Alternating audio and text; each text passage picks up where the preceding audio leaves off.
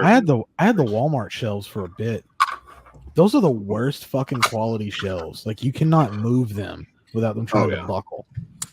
Yeah, Walmart's shit. I've been in the process of slowly replacing them. Like when I find something good at an estate sale. Whoa! What the hell happened? What did you?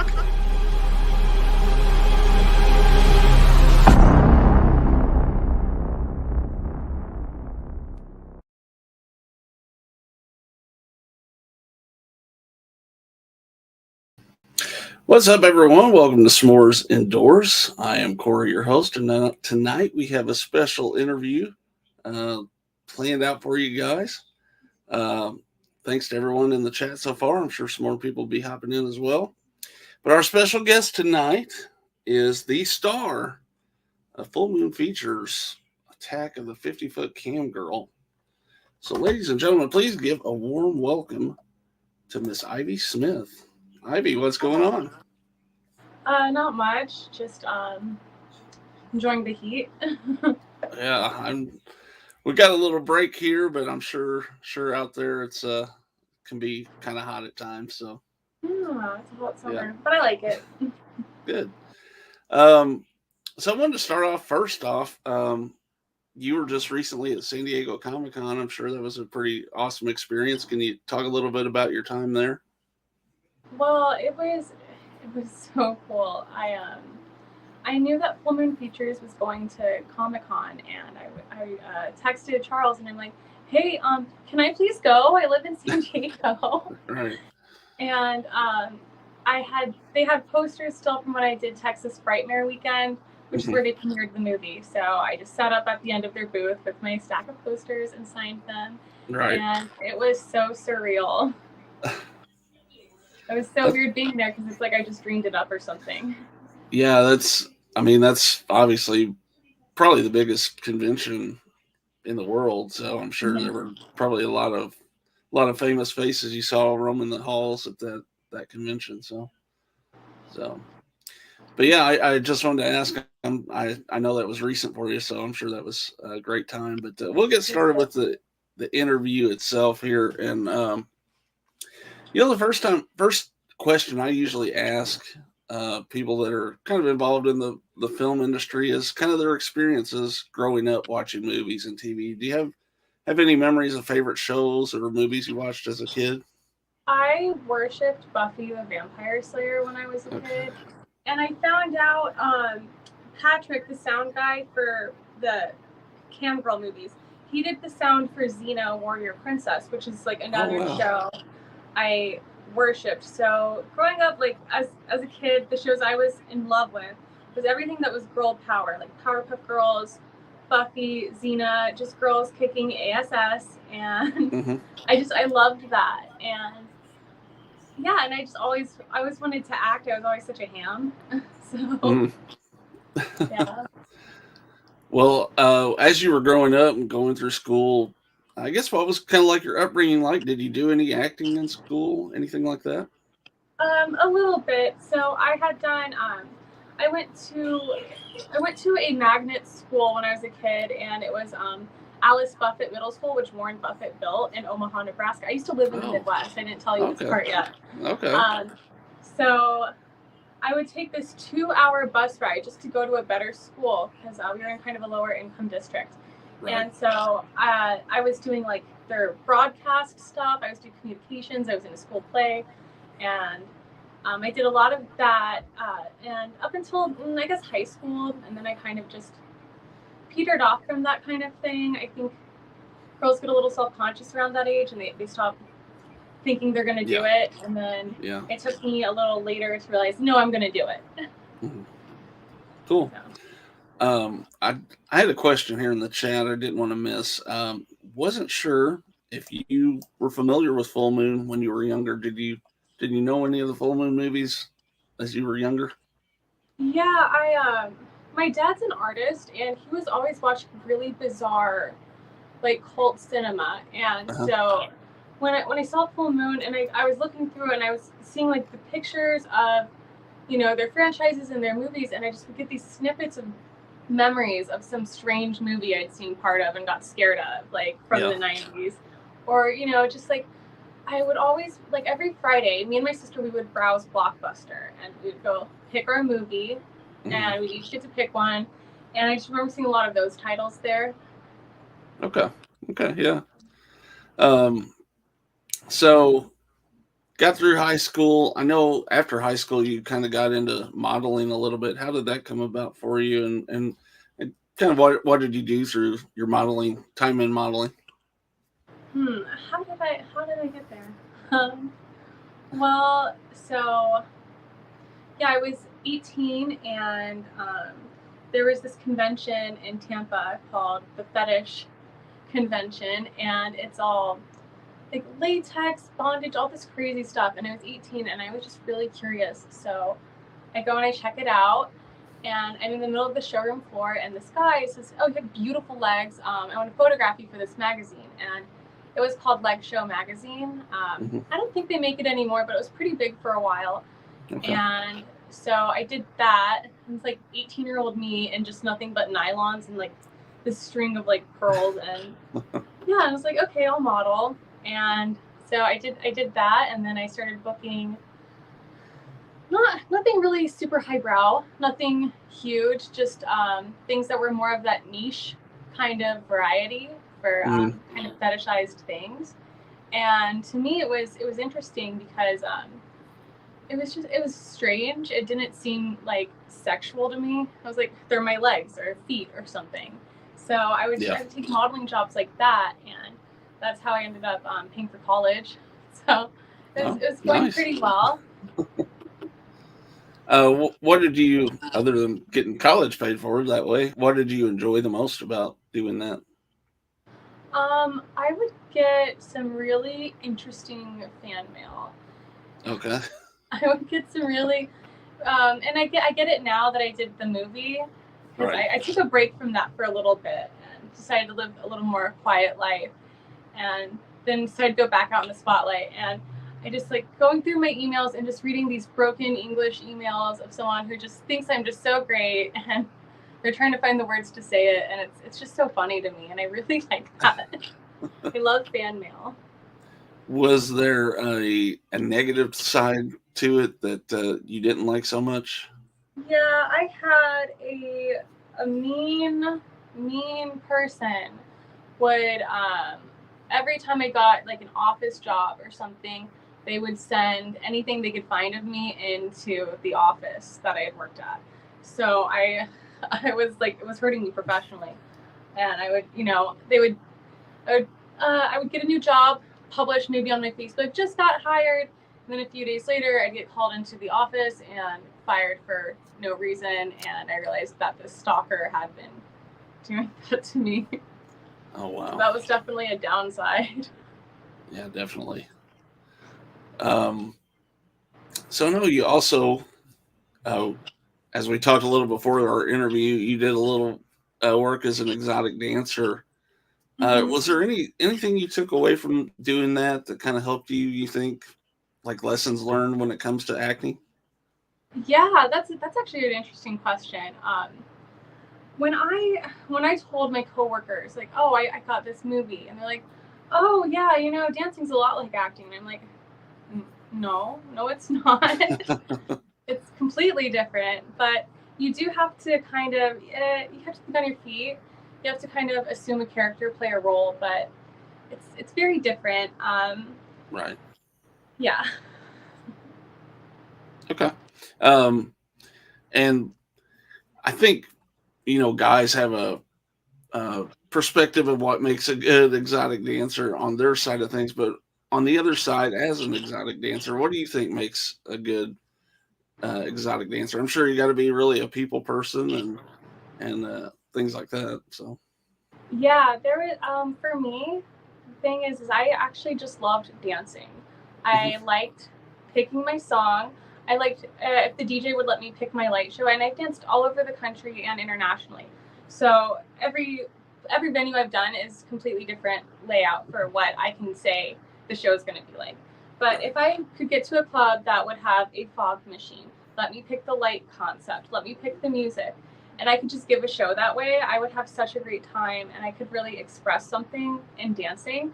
And it wasn't just about, I guess, like my sexuality or coming on to people. It was just about like performing. And when you're like 2 feet or 2 stories up on a pole spinning upside down, it's a really cool feeling. You feel like you're literally flying.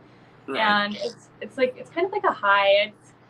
I told someone it feels like when you were a kid and you played on the jungle gym. Yeah. And you just got that free feeling, and you're just full of energy, and you're spinning, and you just feel wild. I would feel that again, and it's hard to get that feeling as an adult. So for me, it was just the actual act of dancing was just a really positive experience for me. Ever have any pole mishaps in your time? I don't think it'd be any good if I didn't fall. Okay. It's all part of the experience, I guess. My first fall is so good because I was trying to go upside down, the legendary upside down move, Yeah. And I try to do it, and I fall straight on my head. And this girl, this awful lady, she gets on the pole, and she goes upside down and kisses the top of my head where I had just I'm sitting on the floor holding my head like ow, and she's kissed the top of my head. It's funny. Yeah. I had another question in the chat for you. Someone that must follow you religiously here. Our buddy Drew asks, "How is your new bunny doing?" Oh, Nala, she's great. We don't know if she's a boy or a girl though, because I don't know how to tell. So she's kind of confused. She started humping the other bunny, so we're all confused in this house right now. All the the bunnies, we don't know what's happening here. It's funny. I got to shout out to your tank top there. That's a pretty awesome. There you go, folks. She's repping I the literally brand. have a table that I can start a fire on. It's too hot though. Yeah. Nah. I'll have to do another time. We'll save that for the second show. So Big T here asks if you have any collections, like movie collections or collectibles that you collect. Well, there was a while where when I was traveling, I would collect like T-shirts. That would be like the souvenir I would get. It's like a tank top or a T-shirt because you can put it in your suitcase. You can always wear it, and then you have it on. Someone's like, "Oh, that's cool. Where'd you get it?" And then you get to talk about somewhere you went. So yeah, that would be kind of, I guess, a collection for me. Yeah. I don't know. I used to be more of a collector when I was younger, but because I've moved so many times, my collection of things just keeps restructuring. Yeah. So.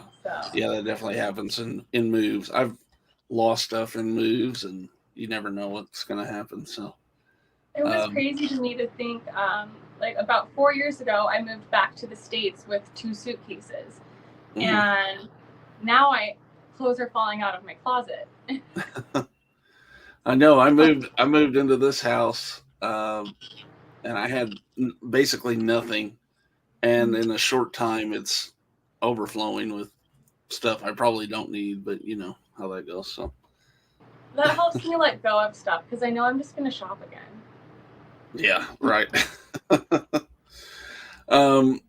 So I know you've been taking acting classes for quite a while now. Are there any actors or actresses out there that really inspire you, to work harder at your craft? I wish I had remembered how to pronounce her name, okay? The girl from Ozark, from Inventing Anna. Okay. Julia, it starts with a D. Gosh. I was just saying how great she is the other day. The girl who plays Ruth in Ozark. Okay. I haven't seen the show, but... okay. And then she also got this other show on Netflix, Inventing Anna, where she does a German accent. Another one, she does a Southern accent. Right. I think she's from New York, so good on her with all these accents. And she's really good. She commits to characters really well. She's beautiful, but she's not trying to be sexy. She's not trying to be Little Miss this and that. Sure. She's just a really good actor, and it's nice to see that. Right. Cool. Yeah, so that's one of her, and I love. Oh, and Sydney Sweeney, I love her. Okay. So prior to getting your big break, I guess, so to speak, here with the Attack of the 50-Foot CamGirl, I know you did some music video work, and also I saw that you did a short horror film. Can you talk a little bit about the short horror film that you did? That was so cool. So we were at Belmont Park in San Diego, and we have this carousel blocked off. And this is right about where the lockdowns for COVID started happening, where there are mask mandates, where we have to just, follow new rules. And so the premise of that video, we ended up, after we get killed, they put a mask over our face. I don't know. Right. The video was so freaking cool because I was asked to dance on this carousel, and they play this song, and I've never heard it before, but it was kind of groovy, and it's the song they play in the short film. And so I'm just dancing to it on this carousel, and I grab like the bars that the horse is on, and I kind of spin onto it, slip up on top of the horse, sit on it, spin around. And so I start doing that, and the evil clown, because he's mimicking me, gets on the carousel, grabs on the pole, and starts doing, these kind of moves. And that none of that was ever asked for. That is just kind of, I was supposed to dance on a carousel, so I used the pole that the animals are on, and then the clown, because he's mimicking me, he starts doing this whole thing. So it's really funny seeing how it plays out, because it seems so deliberate. Is that short film out there anywhere, or can anyone find that? It was this film contest for like 48 hours. They had 2 days to make a movie. Okay, and, gotcha. Gosh, it's so hard for me to find that too because I really love that video. It's really good. Yeah. Well, that'd be cool if it could be found. So. Okay, I'll find it and I'll get it to you because it's on YouTube. Yeah. It's just every time I try the keyboard, so many other things show up. Ugh. Right. But my video's better. Cool. Yeah, I'd love to see it. So good. So speaking of horror, I know you talked a little bit about Buffy, which is kind of horror light or horror adjacent, and a little bit about Full Moon. But are you a fan of horror in general? Yeah, I get really scared though. Okay. I'm one of those people. I get scared. Anything like something demonic or like evil. Watch something like that, and I'm scared. Like lights are on. I'm like in my house. I'm like, what was that? Like it was probably the bunny. Like no, it's not the bunny. It's a demon. Right.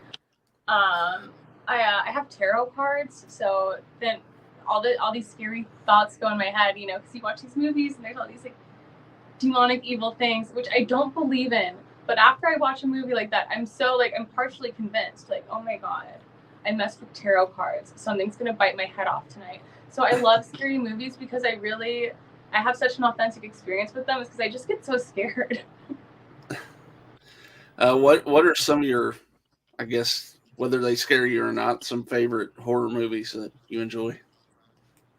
What are my favorite horror movies? That's hard to say.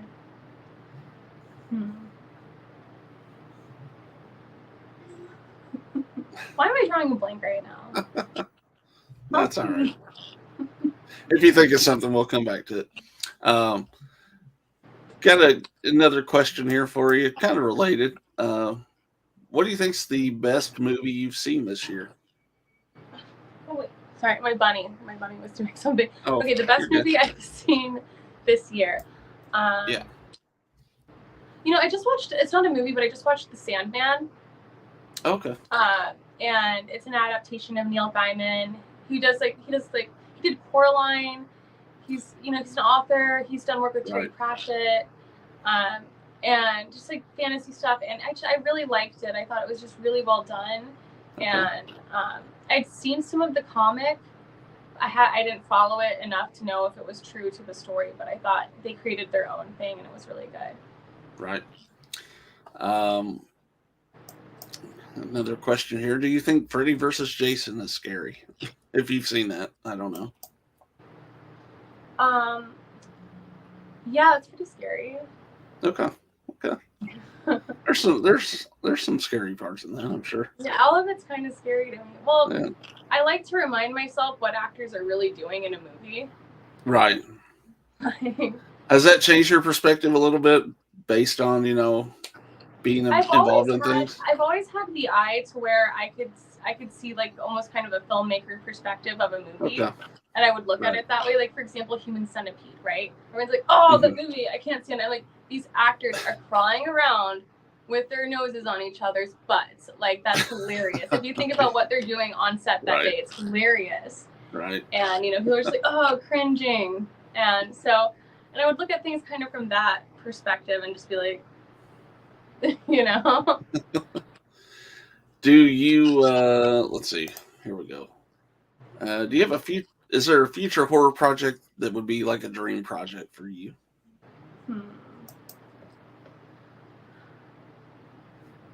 Well, gosh, they already remade The Craft, so yeah. I missed the boat.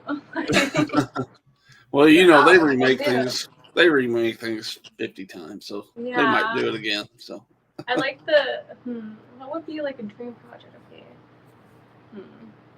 I guess they could just do another Buffy. There you go. Yeah. Like it's about time. It's time. It's due. Yeah, definitely. I think you'd fit that role well. So. Yeah. Thanks. I'm trying to get all these questions in the chat here real quick. Go ahead. Yeah. You have a favorite conspiracy, and do you think it's true? Oh, I love conspiracies. Wait, can you repeat that? Is there a variety? Yeah. What is your favorite conspiracy? We'll start with that part. Like I guess Roswell, UFOs, all of that. Right. Yeah. Just all of that, UFOs. I guess I like all kinds of weird paranormal weird thoughts. Conspiracies, like more of like government stuff. I guess like chemtrails. Have you ever heard about that? That's some weird stuff I've heard about. Yeah. But I guess I kind of like that. Subscribe. Are you or are you not a flat earther? I don't even understand how that. Yeah, how me it's either.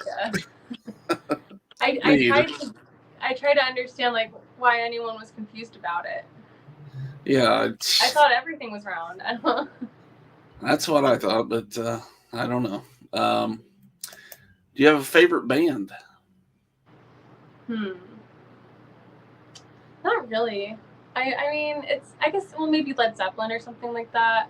That I say like a favorite. Like you could always play this and I'm gonna be like cool. Nice. But I think music's just always kind of a mood thing. Yeah, definitely. Yeah, like, I was thinking about that today. Honestly, yeah. All right, we'll go back to the questions I have for you. So I know the way you got involved with 50 Foot CamGirl film was kind of unique. Can you kind of talk a little bit about that? Yes. So I I was doing this photo shoot for Balz magazine. That's BALZ magazine, and the guy who runs it, he knows that I have this aspiration. I always wanted to act, and he's doing a shoot in Hollywood. And Debbie Dutch, who is just an original scream queen, is there. And he says, you need to come out. You need to meet her. You can just show up for the shoot, and you can just be the stylist for the day. Bring your costumes. Just let's get you here so you can meet her. So I come out, and he ends up doing photos of me and her, and I even brought an outfit for her and everything. And so we get, we link up and let her know, like, oh yeah, I've always wanted to act. It's something that I studied at length, that I just really seriously believe I can do. And so she kind of gave me reference after I told her that. So I ended up adding Jim Wynorski on Facebook because I was like, I know this name. We have mutual friends. Wow, cool. Right. So I add him, and he writes me. He says, "So I take it you're an actress, right?" And I'm like, "Yep." He calls Debbie, asks her about me. She says I'm great, and then he calls me and says, "This never happens, but I showed your picture to the producer, and we're looking for a role to be in this movie. And if you audition and you're good, then you can be in the movie." And I'm just like, "Oh my god, it happened!" The big break, wow. Big break, the phone rang. Right. Hello, opportunity. So, and it was so crazy because when I read the script for Attack of the 50 Foot CamGirl, I told you I had a background in fetish modeling, right? Right. I was so confused. I thought it was a fan script because people had asked me to be a giant before. Wow. Yeah, fun fact, that's a fetish. So, I'm like reading the script, I'm like, what? So, and then I do the audition tape, and they liked what I did, and I just went out and shot the movie, and it was so awesome. And because it's kind of like a smaller film crew, I had such a great experience with seeing how movies are made. Right. That's awesome. It's a crazy story like that. Like he said, it probably never happens really like that. So I put a lot of energy and intention into that. Someone told me, "Oh, that you're so lucky. Everyone's waiting for their big break." And I was like, "Well, that's the problem, is they're waiting." Yeah, and you kind of made it happen by making those contacts and and stay on top of it. And then right. Then I had like some stupid YouTube videos I've done for other people's projects, and I just got on them so I could act. So I'd have footage of me. So in case anyone wanted to see me, I'd show them. And I tell everyone who wants to act, start acting. Like don't try to get money. Don't try to be someone or something. Just try and get footage of yourself doing someone else's idea, not your own. Don't create your own character. Do someone else's vision. So and compile that footage so people can see what you can do. Yeah, in anything really. If you try to wait for the perfect moment, it'll just never happen. So No, it's everything all at once all the time. Right. Yeah, definitely. News you lose. Right. So you play Beverly Wood in the movie. In what ways are you and Beverly similar? I mean, I like myself too much. I've always kind of been like that. And she loves herself too much. Like, yeah.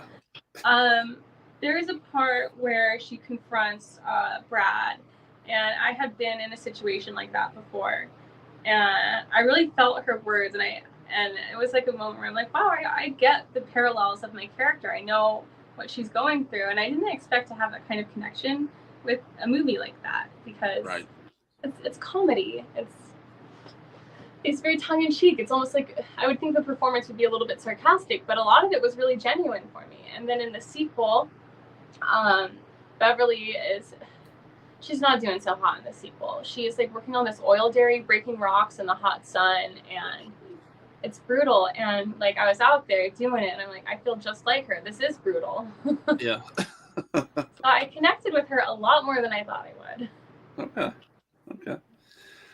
So we talked a little bit about Jim Wynorski, and of course he's legendary director in horror and genre films like this. And I know I heard in another interview you did, he kind of showed you some tough love on the set when making the movie.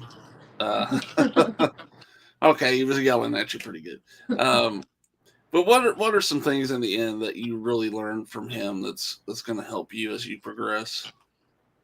Well, you got to be on time. You got to know your lines. And when I say know your lines, the director can actually change your line as you're saying it. And you have to know what that line is, even if you've never heard it. And that's what I mean by knowing your lines. And you need to do that if you're an actor. Right. It sounds impossible, and it probably is, but that's what you need to do is you just, whatever they're saying, do it that way. Don't get committed to anything you think something's going to go a certain way. Just do what they say. Yeah, he's a little tough, and I actually like that because he gets really good performances out of people. And sometimes I think people who are passionate and who are creative, when they're in that space where they're creating, they're not saying please and thank you. They're saying go here, go there, shut up, stand like this, do this and that. And they're yelling at you, and they're hard on you, and they need to be, because you're filling a space. You're occupying something. And yeah, it's not as personal as that. So I don't know how to explain it so much. It's good that people are tough. Yeah, definitely. It makes you better. Oh yeah, for sure. So I know basically the first scene you shot was the shower scene. I saw you were talking about that before. But in hindsight, do you think that was probably better kind of get that out of the way so you're not dwelling on it in the future or something that's coming up? Yeah, it was an intense moment for me to be in the shower. I almost forgot that I shot it, and I had some friends over for a little premiere, and they brought their boyfriends, and like the first thing we see is naked, and they're like, "Oh no, what have I done?" And then I realized, like I'm a real bona fide certified actress. Like I can be naked. It's okay. Yeah, and it was just that we got it out of the way. Where are their Blu-rays at? So. What? I said, where are their Blu-rays at? Yeah. And so I'm glad I did get it out of the way, because it was kind of like, I don't know, it put me really in it. Yeah, because I could have maybe spent time thinking about that scene too much. Yeah. Like, I have to do my shower. Yeah. Right. And so it's like, okay, I'm here. Woo! I've heard that a lot, like when someone's having like a sex scene or something in a movie, they do that first and it kind of gets it out of the way, and so no one's having to think about it later. So there is a very unique erotic scene in the next movie. Oh wow. Okay. And I was very nervous to do it because I wasn't entirely sure how we would execute this vision, and we did. We executed it very well.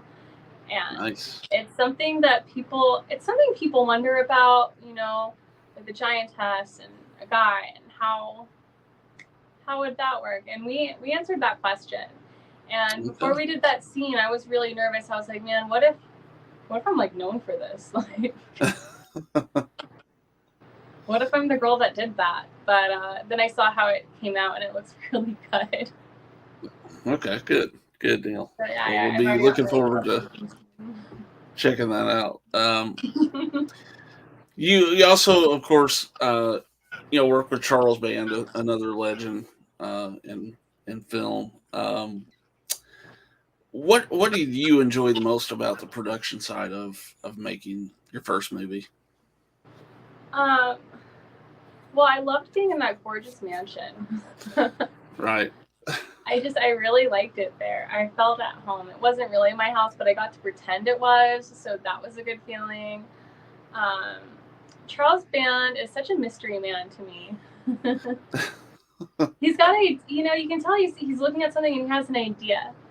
Or he sees something and, he said he wanted to do more CamGirl movies. And, you can tell he sees something and he thinks something. And then it's kind of just like, as time goes on, I play whatever role in that. And then I see how it transpires.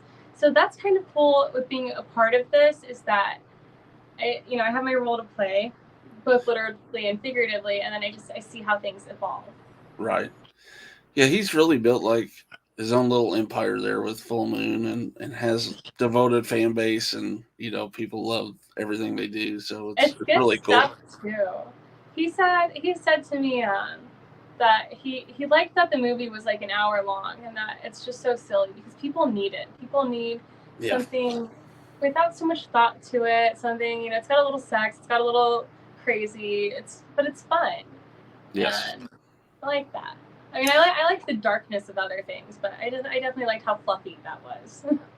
Yeah, and at a time, I think we definitely need it at a time where it seems like every movie is 2.5 hours long these days, and I like a short little film you can enjoy and be done with and be able to get it in a short time. So, yeah, I was just saying that about creative projects, is I love something you can finish. Yeah.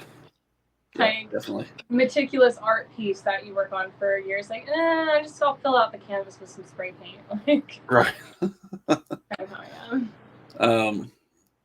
So you worked with miniatures and the green screen in this. What were some of the challenges doing that? I'm assuming maybe the first time you did that. Well, the physicality of what I had to do, I wasn't directed as much as maybe I could have been. So a lot of this was just my instincts of, I'm a big giant, this is the little world around me, and this is what I'm going to do with this stuff.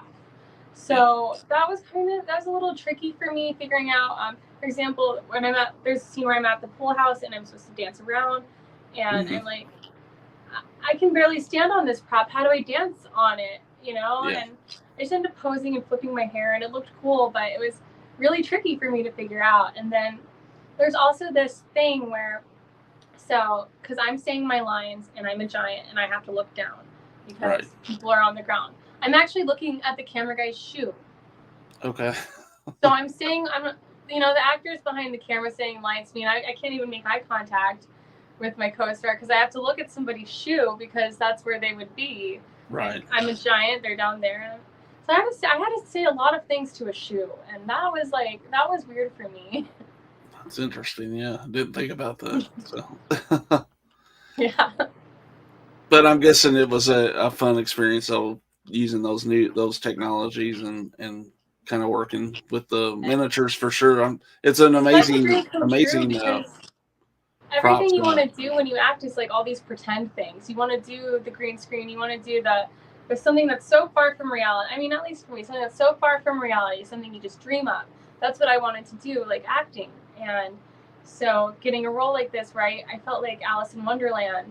Like I'm a giant, my shoes are popping out of the house, just all this crazy stuff. And it was so fun for me. And it's something like I'd probably just do that in my free time.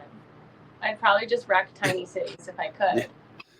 They should have places you can go where you can just wreck tiny cities. That would be fun. So that sounds like a business idea. There you go. We'll trademark that after the show here. So you also worked with Christine Nguyen and Lisa London, who have done a ton of stuff in film. Did they offer any advice to you being a kind of first time actor in a feature? Christina and Glenn was so good to work with. When we're doing like the fighting scenes and stuff, and I'm a little slow. Like there's the fight scene of us, they try to loop this one hit that I do, and they loop it like 3 times because it was her kicking my ass. If we went with how the footage was shot, I lost the fight. Right. I'm gonna be honest here. So, because she was like bam, bam, bam, and I really should have thought on my feet a little faster. And working with her, that's something she taught me, and she didn't set out to teach me or even so much tell me this. But I realized I've got to think faster on my feet when I'm dealing with something like this. So, and I'm really glad I learned that lesson with her in that scene because she was doing so well. And yeah, and then Lisa London, she's such a good friend. She's so sweet to me. And, she always tells me I've got it and to go for it. And it's really good because it's kind of a hard business, to figure out where your place is and what you're going to do. And she tells me I got it, then I've got it. Right. Nice. So definitely found kind of like friends and role models through that movie. Awesome. That's great. After your experience in this film, would you consider playing Godzilla? Is the question in the Yes. Chat. I was actually in a commercial that aired in Japan, and I shot this when I was in Guam, and it was for this sports drink called Mets or something, and it's so hard for me to find this commercial, but there was a Godzilla. Well, they superimposed it later, but I had a point at this building and they put a Godzilla in it later. So I've actually worked with Godzilla. Nice. I mean, it's really hard to find, but this was years ago in another country. I had a question here from Slaughterport. He's asking, I didn't really ask if you had any stories you wanted to talk about, Jim, but was there any funny stories from the set that you wanted to talk about? Man, that's something I'm going to think of later. I'm going to think I should have said this story. Okay, so in the one we just did, because there was a 3-way girl fight, and each time I joined the fight, I kicked both their asses on accident. Oh, wow. Yeah. Nice. I can beat people up now. Hey, you learned how to do it. Yeah, there you go. So, I know you screened this movie with the fans. You were talking about Texas Frightmare. Have you done it any more than that, or just that one time with fans? No, I just did it that time, and then I had one little thing where I had some friends come over and watch the movie, and I'm trying not to watch it too much because I actually really like it. Okay. And I don't want to. I did watch the Tubi version. Someone told me to check out the Tubi version, see if it's different. It is different than the copy I had. Okay. And I haven't seen the DVD. I don't know if you guys have the same thing that I had sent to me on my computer before it was released. Okay. Because that's what I've been watching. So, yeah. But yeah, Texas Frightmare Weekend. I really do like screening with fans, and I would love to do something like that again, because hearing people laugh and react on time with the jokes, knowing that they landed, that people are experiencing it with me, it's really good. Because some of those jokes, when you're doing them, you don't know if it's corny or if it's just so passe. Then you hear people laughing, or they laugh at stuff that you didn't even realize that's a really good joke. So it's really fun to watch with fans. Was it awkward? Was the shower scene awkward in that setting when you had a bunch of fans in the room with you? And yeah, I felt like I was going to be sick. I was like, oh my God. And then also there were some kids in the audience too. Oh gosh. Well, then then think, okay, well, whatever. It's a woman's body. Yeah. Where'd they come from? Everyone comes from a woman's body. But it made me a little uncomfortable for a moment. But I was like, you know what? The movie has a rating. Their parents decided to bring them there. That's true. And then then I would sign autographs, and then there'd be a girl who looks pretty young, and I'm like, watch it when you're older. Here. Ben Grimm here in the chat was at Texas Frightmare. So Ben Grimm here in the chat was at that Texas Frightmare weekend. So don't know if he saw the screening or not. You have to let us know, Ben. So I know you're in San Diego now. You kind of, I guess, commute to LA when you have projects to work on, things like that. But I found it interesting. You were saying you lived in Guam a few years ago. What was that experience like for you? Guam is cool. It was cool. I had an entertainment contract there, so I was flown out and boarded, and I had to perform at a venue a couple nights a week, and a lot of like U.S. military and Japanese tourists. And there's a time where I could speak Japanese a little bit just because I was talking to people so often. Right. And I kind of forgot it though, but I was picking it up, kind of like the way a parakeet talks. Gotcha. But it was really cool living in Guam. It's a lot like Hawaii, but it's still more rugged. It kind of makes it. It'd be like Hawaii plus the Philippines equals Guam. And when I was living in Guam, I got to travel Japan, Thailand, Philippines, and I got to see a lot of like Southeast Asia, which is stuff that was really interesting to me that I'd always really wanted to see. So I had a really fun lifestyle there when I was there because I would work all night, wake up, go play on the beach, and I worked all the time, but I was working in a nightclub, so it didn't bother me because it was fun. And I'd stack up a bunch of money and then go travel. Awesome.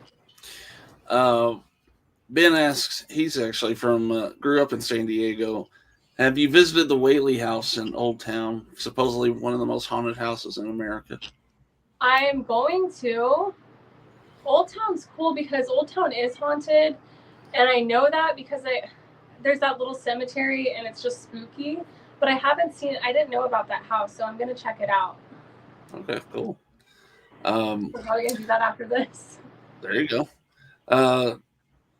And guys, if you got any more questions, throw them in the chat real quick. I've got a couple left for Ivy here, and then we'll kind of wrap things up. But I'll go ahead and ask my second to last one. What's some of the things you enjoy doing kind of in your free time?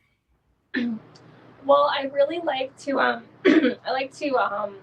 watch TV while I have my phone in my hand, and then I scroll through my phone while kind of watching the TV. I actually take in no information and form dozens of opinions. There you go. It's my favorite way to pass my time. I'm sure a lot of people do this. Yes. I'm just kidding. I like to paint. Okay. Weirdly enough, I have hold on, can I show you?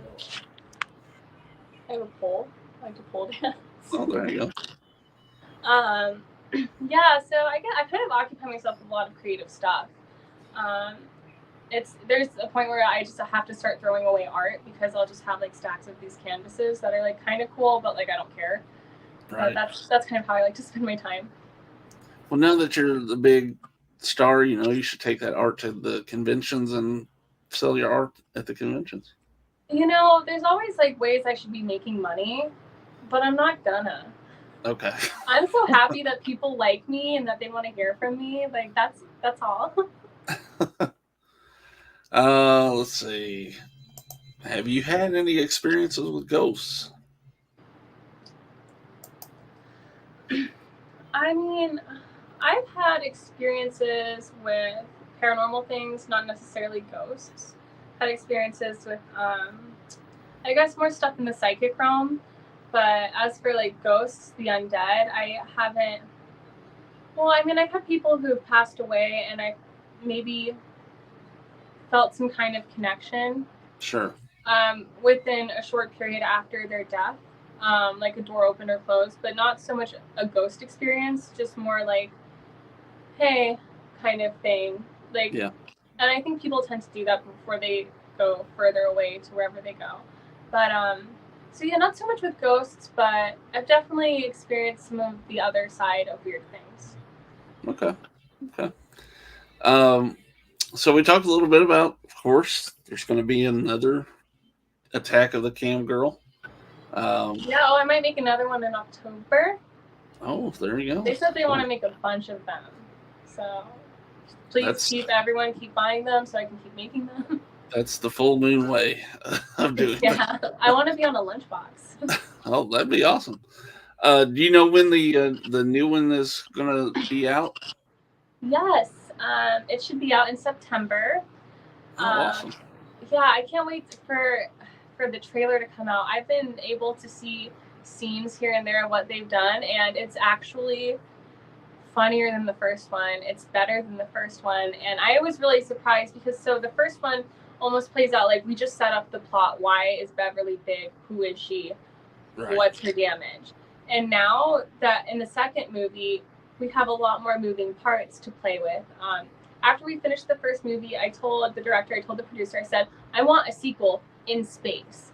Like that was just something.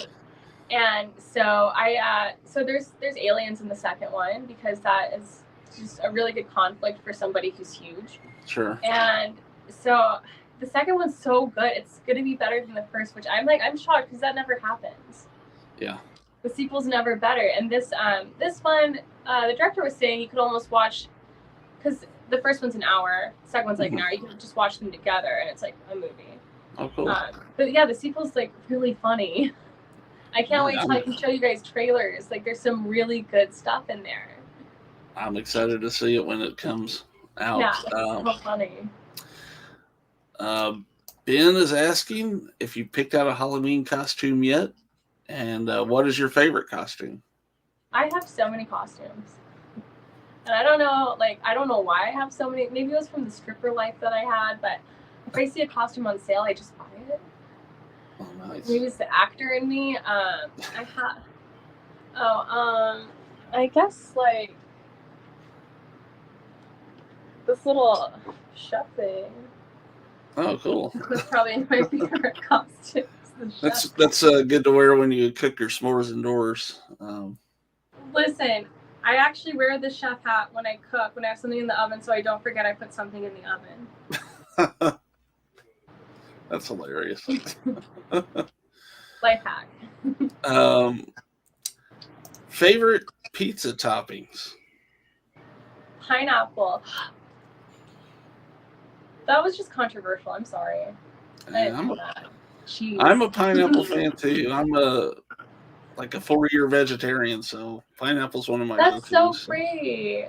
I did vegan for 5 years, and I stopped during COVID because I have this scarcity with my resources. Yeah. And October would have been like 7 years or something for me, right? Yeah. And I'm thinking about by this October fully integrating back into it.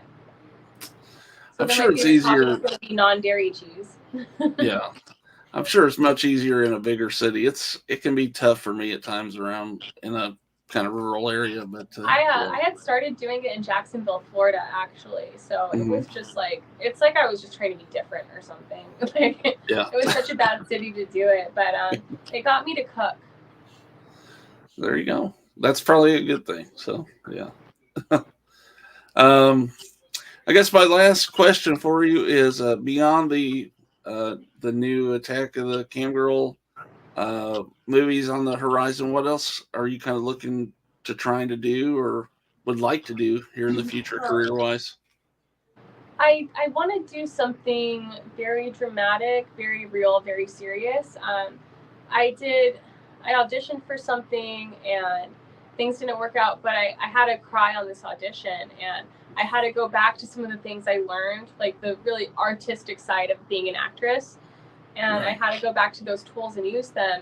And I realized that there was something really in that for me. And so I hope that I can find opportunities where I can sink into that, because movies that make people cry are cathartic for them. So if you see a movie and it makes you sad, it's actually good for you because you release whatever's inside that feels sad. So I would love to do something dramatic and serious like that, where I can make everyone cry. Also, because I'm mean. Okay.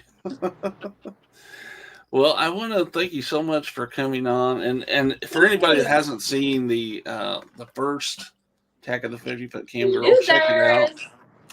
Watch it. It is on Tubi, like she said, and or you can buy the Blu-ray or find it a number of ways. Tubi, you don't get the shower scene. Oh, I'll see. You got to buy the Blu-ray then, folks. Yeah. Support Ivy here with your purchase. Actually, I don't get anything for the purchase, but just buy it. More exposure and more money towards making more of these movies, maybe. So. Hell yeah.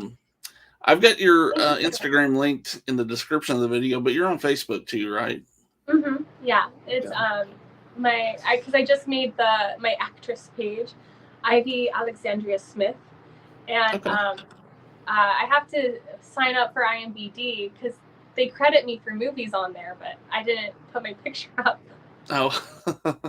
Yeah, so I've got to do all of that. So I'm gonna be doing that tonight. Definitely. So everyone feel free to Google me. More stuff will be popping up. Yeah, everybody check that out. Be sure to keep an eye out for the sequel here in September, and maybe when that drops, we can get you back to do a commentary or something. That'd be kind of fun. Oh, that'd be so fun. Yeah, because there's so many things about like what happened. Because so the sequel, I said it's funnier, but so on set was almost like like a reality TV show. There was so much on set that went to hell. So that'd be a great one to do a running commentary on. Let's see. Pineapple on pizza question. She just likes pineapple on pizza. That was her answer for pizza toppings. Yeah, but I don't want to be controversial because some people are really upset about pineapple on pizza. So I changed my answer to cheese. Okay. Well, I thought you'd like to be mean to people, so I don't want the controversy. Okay. All right. Well. All right. Cheese then, folks. But thanks everybody in the chat. Thanks for all the questions. Hope you enjoyed the interview tonight. Once again, thanks to Ivy for being here. Thank you so much for having me. This was great. It was great to have you. And until we see you next time here on S'mores Indoors, like her shirt says,